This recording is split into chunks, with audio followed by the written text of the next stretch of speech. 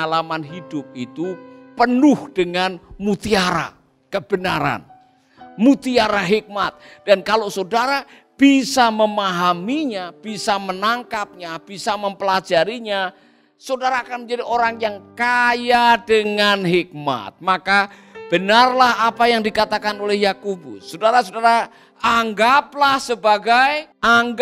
sebagai kebahagiaan apabila kamu diizinkan menghadapi berbagai-bagai cobaan. Sebab kalau kau tabah, saudara setia, saudara bertahan, saudara akan memiliki hikmat dan tidak kekurangan suatu apapun. Ingat baik-baik ayat ini. Pegang baik-baik ayat ini, hafalkan baik-baik ayat ini. Amin. Karena ayat ini akan membuat Anda menjadi orang yang tahan banting. Nah, di balik kebenaran ini, ada satu kebenaran lagi yang membuat Anda harusnya sadar. Bahwa Allah turut bekerja sama dalam segala perkara untuk mendatangkan bagi siapa? Yang mengasihi. Nah saudara-saudara, segala perkara Tuhan turut bekerja sama. Saya ingat membaca sebuah kesaksian, ada seorang janda yang sedang sakit parah ini di pedalaman Taiwan. Pada tahun-tahun 50-an waktu itu saudara-saudara, Taiwan masih belum seperti sekarang, hidup susah. Saudara-saudara, janda ini punya anak umur 9 atau 10 tahun dan anaknya disuruh untuk cari obat. Waktu itu belum ada rumah sakit, hanya ada satu klinik yang didirikan oleh misionari. Dan untuk sampai ke klinik itu dia harus jalan kaki hampir 6 jam. Saudara bisa bayangkan, 6 jam jalan kaki menyadari ibunya sedang sekarat mau mati. Anak ini dia berjuang, dia lari menuju ke klinik, saudara-saudara. Apa yang terjadi? Dia masuk ke dalam klinik, dia lapor kalau ibunya panas, suka seperti batuk, mengeluarkan darah. Kemudian tanpa banyak berpikir, itu bagian klinik membuat ramuan. Dan langsung dikasihkan kepada anak kecil yang umur 10 tahun. Dengan cepat dia ambil itu ramuan, dia lari. Karena dia tahu ibunya sedang berjuang, ibunya sedang bergumul, saudara-saudara. Mendekati rumah, mungkin hanya tinggal 2 jam sampai rumah dia, saking mungkin tergesa-gesanya dia lari, dia kesandung batang pohon yang ada di jalan itu, dia jatuh. Ramuannya itu tumpah. Aduh saudara-saudara, ini anak menyesal. Sementara orang-orang di dalam klinik itu sedang resah karena ramuan yang dikasih itu salah. Saudara-saudara, apa yang terjadi? Anak tadi yang sudah tinggal 2 jam sampai rumah dia balik lagi.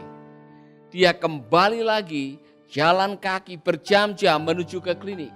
Dan sampai di klinik, pegawai klinik ini yang meramu obat tanya, bagaimana dengan ibumu? Anak ini menangis. Kami minta maaf. Karena obat yang kamu kasih tumpah, karena saya tersandung, saya jatuh. Semua bilang haleluya, puji Tuhan. Semua pegawai klinik bilang haleluya, puji Tuhan. Semua bilang haleluya, puji Tuhan. Tuhan baik. Kalau kamu kasih itu obat ke ibumu, itu bisa jadi racun. Itu bisa membunuh ibumu karena itu salah ramuan. Apakah kebetulan? Saudara-saudara, kadang-kadang kita diizinkan oleh Tuhan mengalami pengalaman yang pahit, pengalaman yang menjengkelkan, pengalaman yang bikin marah, pengalaman yang bikin sakit hati, pengalaman yang membuat penyesalan, pengalaman yang Anda tidak mau. Tapi di balik semuanya itu, Allah sedang melakukan sesuatu yang Anda tidak tahu. Memang tak mudah memahami rencana Tuhan. Amin. Maka tolong baca ayat ini, saudara-saudara. Ayat ini akan menolong saudara memahami apa yang saya akan ajarkan hari ini. Belajar dari pengalaman. Galatia 3 ayat 4. Galatia 3 ayat 4.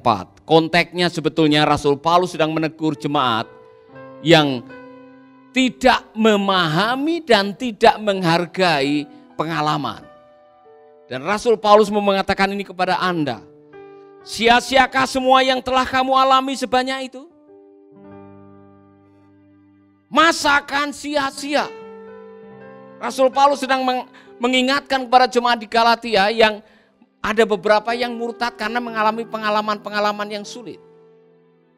Ada beberapa yang kembali lagi kepada hukum Taurat oleh karena pengalaman yang sulit. Rasul Paulus mengatakan, apakah semua yang telah kamu alami, apa yang kamu lihat, apa yang kamu saksikan, apa yang sudah kamu praktekkan, kebenaran mengikut Kristus, apakah itu sia-sia? Saya mau bertanya kepada saudara-saudara, selama saudara mengikut Yesus, mungkin saudara mendapatkan tantangan, saudara mendapatkan himpitan, mungkin saudara diusir dari rumah, saudara tidak bisa naik pangkat lagi karena sudah jadi Kristen, saudara bahkan kehilangan pasangan hidup karena pasangan hidup saudara tidak mau mengikut Yesus. Kemudian saudara mengatakan, aduh, saya mengikut Tuhan kok saya mengalami pengalaman seperti ini.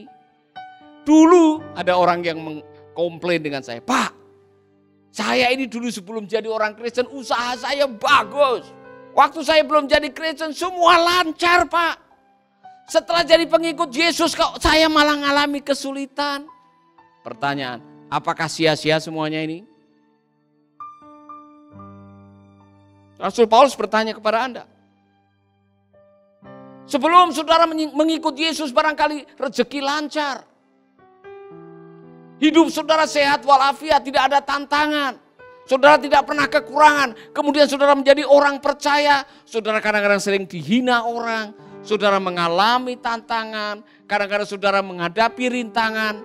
Apakah sia-sia itu semuanya? Tidak. Rasul Paulus sedang mengatakan, tidak ada yang sia-sia dalam hidup ini.